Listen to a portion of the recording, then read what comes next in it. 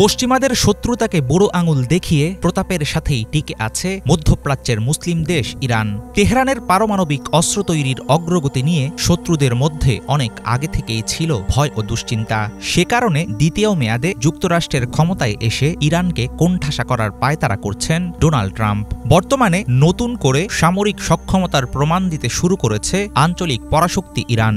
পাল্টাপাল্টি উত্তেজনার মধ্যে পশ্চিমাদের বিরুদ্ধে কঠোর হুঁশিয়ারি উচ্চারণ করলেন দেশটির প্রেসিডেন্ট। ইরানের একটি পারমাণবিক ঘাঁটি ধ্বংস করলে বিনিময়ে বানানো হবে 1000 নতুন ঘাঁটি। তবুও শত্রুরা থামাতে পারবে না তেহরানের গতি। আমাদের পারমাণবিক স্থাপনা নাতাঞ্জ অথবা অন্য কোথাও আঘাত করার হুমকি দিচ্ছে শত্রুরা। তাদের বলছি, তোমরা যদি চাও তাহলে এগিয়ে যাও এবং আক্রমণ করো। সেসব ঘাঁটি তৈরি করেছে আমাদের তরুণ বিজ্ঞানীরা। তোমরা আরও 100 স্থানে আঘাত করলে তারা আরও 1000 স্থাপনা তৈরি করবে। তোমরা তাদের ধ্বংস করতে পারবে না। একটি ভবন হয়তো তোমরা ধ্বংস করতে পারো, তোমরা সেখানে এসে আক্রমণ করতে পারো ঠিকই, কিন্তু যারা এটি তৈরি করেছে যদি তারা উপস্থিত থাকে এবং সচেতন থাকে তাহলে তোমরা তাদের ধ্বংস করতে পারবে না। এমন কিছু ঘটালেও তারা নতুন করে আবার নির্মাণ করবে। ইরানের পারমাণবিক অবকাঠামো, বিদ্যুৎ কেন্দ্র, তেল শোধনাগার ও পেট্রোকেমিক্যাল স্থাপনার উপর সামরিক হামলা চালানোর বিষয়ে আলোচনা করতে শুরু করেছে ইসরায়েল ও তার গডফাদার যুক্তরাষ্ট্র।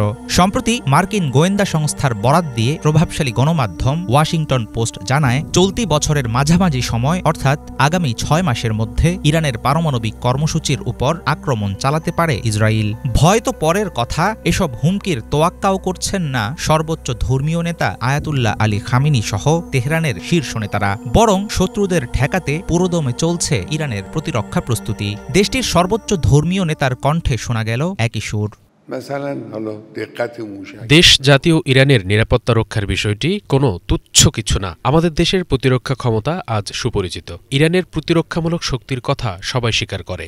আমাদের বর্তমান অগ্রগতি নিয়ে আমরা সন্তুষ্ট থাকতে পারি না। এগিয়ে যাওয়ার প্রক্রিয়া থামা উচিত নয়। আমাদের ক্ষেপণাস্ত্র কতটা নির্ভুল হবে আগে সেটার একটি সীমা নির্ধারণ করেছিলাম, কিন্তু এখন আমরা মনে করি পূর্বের সেই সীমা এখন আর যথেষ্ট নয়। আমাদের এগিয়ে যেতে হবে। শত্রুদের হাস্যকর হুমকির মুখে নিজেদের পরিচয়, চরিত্র, শক্তি ও সাহস দেখিয়ে দিচ্ছে ইরানের জনগণ। পারমাণবিক ক্ষমতা বৃদ্ধির নজির হিসাবে সাম্প্রতিক সময়ে কয়েক হাজার নতুন সেন্ট্রিফিউজ স্থাপন করেছে ইরান। আন্তর্জাতিক আণবিক শক্তি সংস্থার প্রতিবেদন অনুসারে একাধিক পারমাণবিক বোমা তৈরির মতো পর্যাপ্ত ফিসাইল রয়েছে তেহরানের হাতে। এমন কার্যক্রমের মাঝেই ইরানের উপর চাপ আরও বৃদ্ধি করতে নতুন নিষেধাজ্ঞা দিয়েছেন ডোনাল্ড ট্রাম্প। আবার তার প্রশাসন ও মিত্রদের তরফ থেকে দেয়া হয়েছে তেহরানের সাথে আলোচনার আভাস। কিন্তু বরাবরের মতো মুখে এক আর কাজে অন্য এমন নীতির সমালোচনা করে আসছে ইরান। প্রেসিডেন্ট মাসুদ পেজেশকিয়ানের দাবি, কখনোই যুক্তরাষ্ট্রের কাছে মাথা নত করবে না তার দেশ।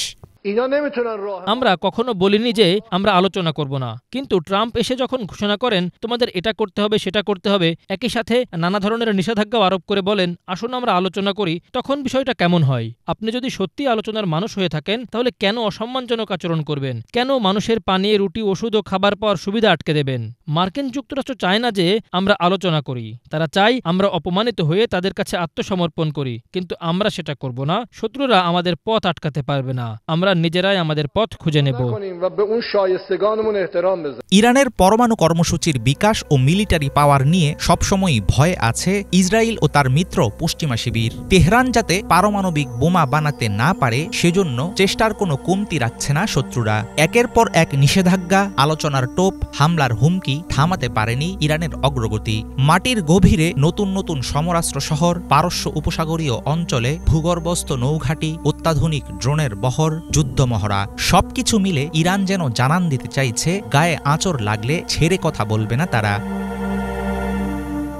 হাফিজুল ইসলাম, বাংলা ভিশন।